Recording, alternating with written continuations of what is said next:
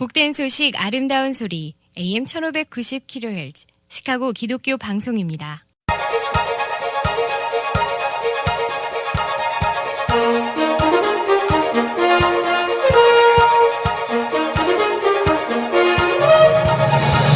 김정일 해설위원의 시사 해설. 세상을 넓게 봅니다. 삶의 지평이 넓어집니다.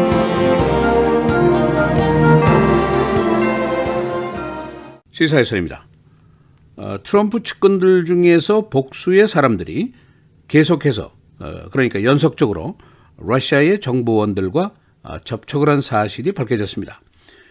그 근거는 전화 기록 그리고 정보기관의 도청 기록이 근거입니다.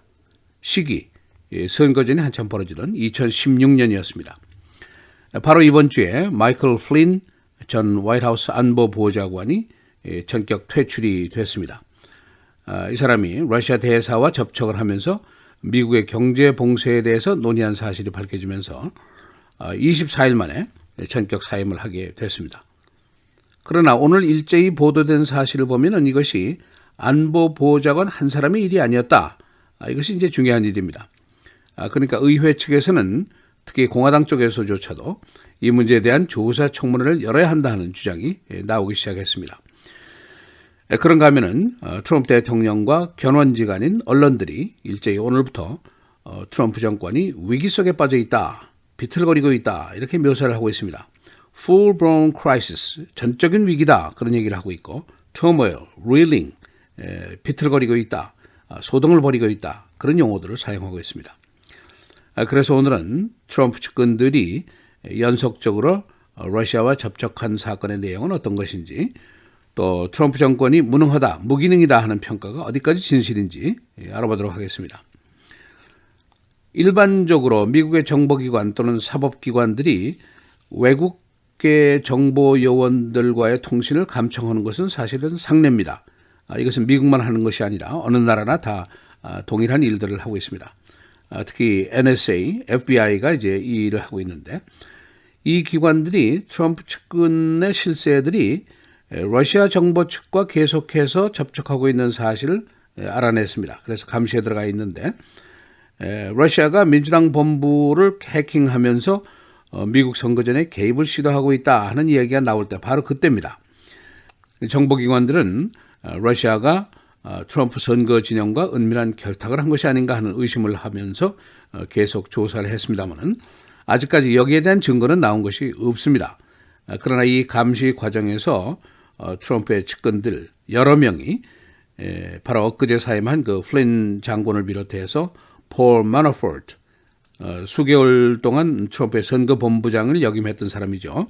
이 사람이 후에는 우크라이나 내에 있는 친러시아 세력과 가까운 사이라 하는 것이 노출이 돼서 사임을 하고 말았습니다만 이 사람을 비롯해서 또 그 밖에 다른 측근들도 그러니까 카럴 페이지 선거전 당시에 국제업무보좌관을 역임했고 라저 스톤 이런 사람들의 이름도 거론이 됐습니다. 그러니까 언론에게 이 소스를 준 소스원들은 감시 조사의 결과는 말하지 않았지만은 접촉한 그 양으로 봐서 의혹의 정도를 높였다는 사실은 인정을 했습니다. 당시에 트럼프가 선거 전에 나서서 힐러리 클린턴의 사적 이메일이 없어진 부분을 러시아 정보 측이 찾아달라 이렇게 공개적으로 이야기를 하던 바로 그 시점이었습니다. FBI가 지금까지 관련자의 전화 기록, 도청 기록, 은행 기록, 여행 기록 등을 모두 조사했고 일부 몇 명은 인터뷰, 대면 조사까지 한 것으로 알려지고 있습니다. 이 FBI의 일련의 수사 내용 중에는 그 바로 영국 정보원 출신인 크리스토퍼 스틸이 수집한 일건 서류, 소위 요즘에 도지어라는 말이 나오고 있는데 이것의 진본 여부도 수사 대상에 포함이 되어 있습니다. 이 일건 서류 중에는 트럼프의 부끄러운 비디오가 있다. 또 그것이 러시아에 의해서 협박의 자료가 될 수 있다. 그런 주장이 있는데 이것은 아직도 설에 불과합니다. 사태가 이쯤 되니까 의회가 더 적극적으로 나서게 됐습니다. 상원, 하원의 정보위원회가 조사를 벌이고 있는데 지금 러시아의 해킹 사건을 조사를 하고 있습니다만은 그러나 트럼프의 측근들이 러시아와 접촉한 사실도 병행해서 조사해야 한다 하는 주장이 강하게 일어나고 있습니다.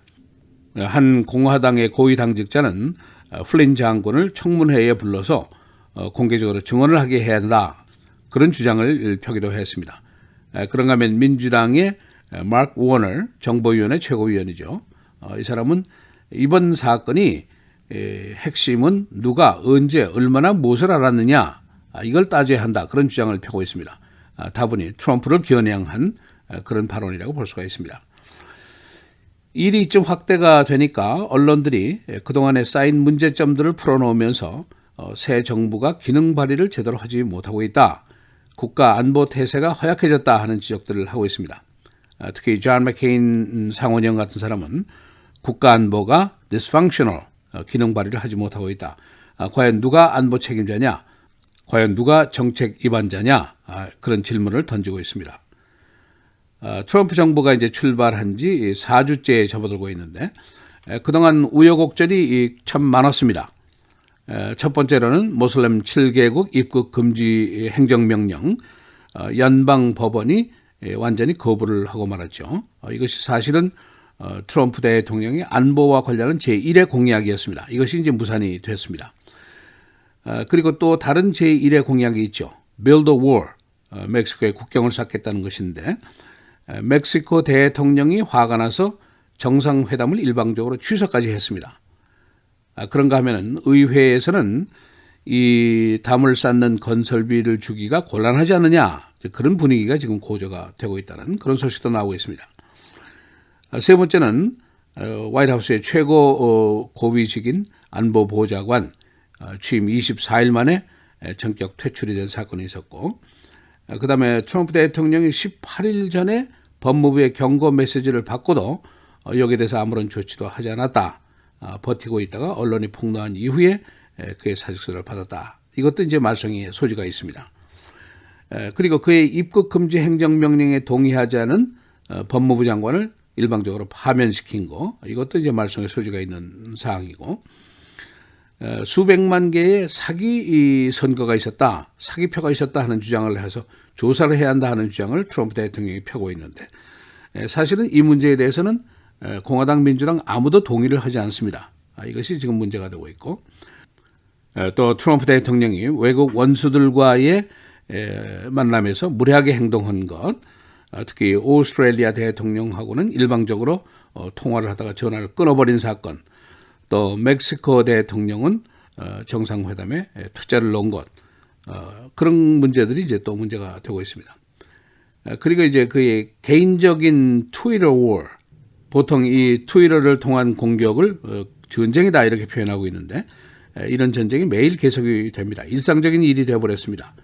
그러니까 트럼프의 성깔에 대한 문제, 선거전 당시부터 문제가 된 것이지만 대통령이 되고 나서도 하나도 변한 것이 없더라. 이제 그것이 문제죠. 연방 판사가 행정명령을 거부하니까 so-called judge, 소위 판사라는 작자가 그러면서 그를 모욕을 했고 메릴 스트립 여배우가 그에 대한 공격을 하니까 형편없는 배우라는 비난을 한 적도 있습니다.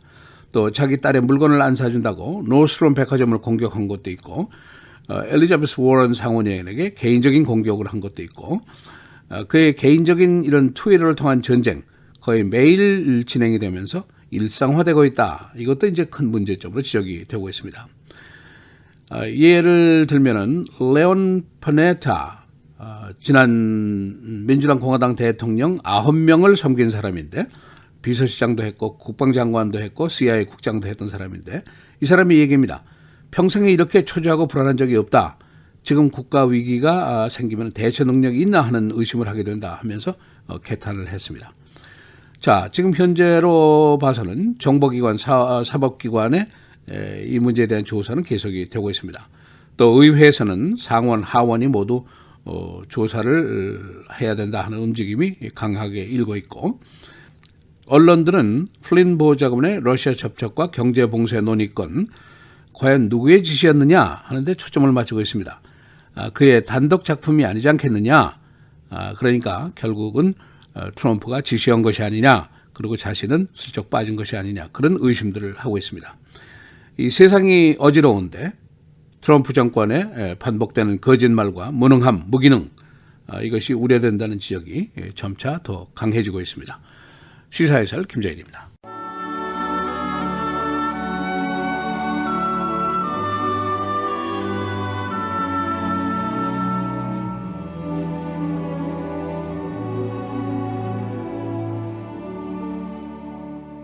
이기기를 다투는 자마다 모든 일에 절제하나니 그들은 썩을 승리자의 관을 얻고자 하되 우리는 썩지 아니할 것을 얻고자 하노라.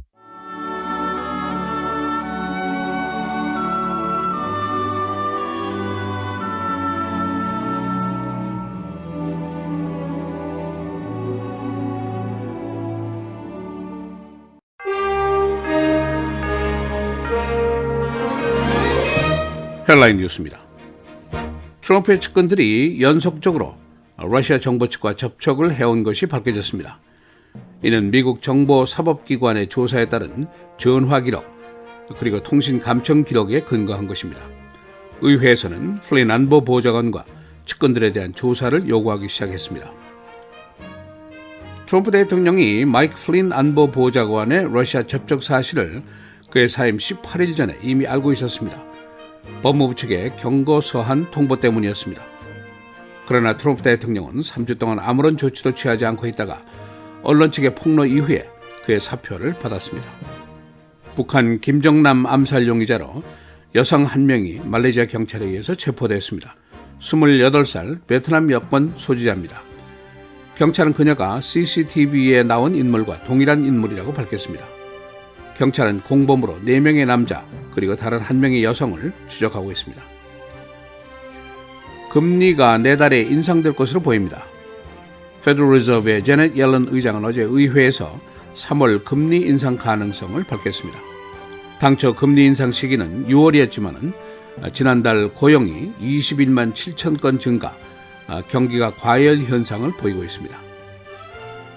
아이오와주에 여론조사가 있었습니다. 트럼프의 지지율이 42% 최저치입니다.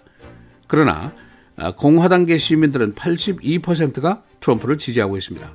반대로 민주계 시민들은 86%가 지지에 반대하고 있습니다. 국론 분열 현상이 아이오와에서도 확실하게 나타났습니다. 지난 2주 전 CNN의 전국 조사도 비슷한 상황을 보였습니다. 여자아이들의 새 인형이 선을 보였습니다. 이번에는 남자 인형이 등장했습니다. 새 인형의 이름은 라곤 에버렛, 가죽 재킷을 입고 있고 그레이 셔츠를 착용하고 있습니다.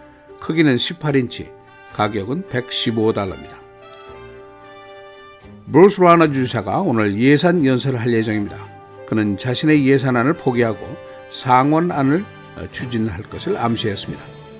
브루스 라너 주지사의 예산 완전 1년 동안 통과가 되지 못해서 기록을 세웠습니다.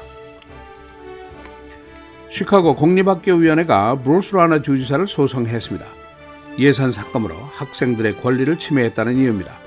그는 지난번 회기 교육 예산을 비토했었습니다. 한편 소셜 서비스 기관들도 브루스 라너 주지사를 제소했습니다.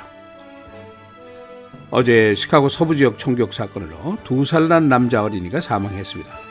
이 어린이는 자동차 뒷좌석에 앉아있다가 총에 맞았습니다. 그의 삼촌도 함께 사망했습니다. 지난 주말에는 11살, 12살 난 소녀들이 총에 맞아서 중상을 입었습니다. 오늘 날씨입니다. 오늘과 내일 계속해서 맑고 흐리고 오늘의 최고 36, 내일은 38도입니다. 금, 토, 주일 계속해서 맑습니다. 금요일의 최고는 51, 토요일 61, 금요일은 60도입니다.